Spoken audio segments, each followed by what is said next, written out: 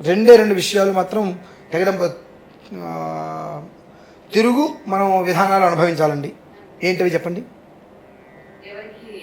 మాంసాహారం భుజించవద్దు అని చెప్పిన, ఒంటి నిండా బట్టలు కట్టుకోండి అని చెప్పిన. మహాభారతం సమయంలో ద్రౌపదీదేవి చీర తీశారని చెప్పి యుద్ధం జరిగింది. ఇప్పుడు ఒంటి నిండా బట్టలు కట్టుకోమంటుంటే యుద్ధాలు జరుగుతున్నాయి. రెండు, కనీసం పూజ చేసేటువంటి సమయంలో అయినా సరే మాంసాహారం తినవద్దు అని అంటే దానికి కూడా రకరకాల ప్రశ్నలు వేసిన వాళ్ళు ఉన్నారు. సరే, ఆ ప్రశ్నలు ఎట్లా కాదు, ఎక్కడో ముఖాముఖిగా అడక్కబోతారా, ఆనాడు మాట్లాడదానని చెప్పి చాలామందికి నేను సమాధానం చెప్పలేదండి. నువ్వు ఏం తిన్నావు నాకు అనవసరం, ఏం తింటున్నావు అనవసరం. ఆరాధన దగ్గరకు వచ్చి కూర్చున్నప్పుడు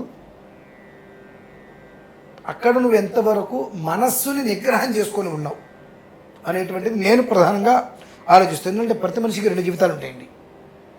ఒకటి వ్యక్తిగత జీవితం, రెండు ఆధ్యాత్మిక జీవితం.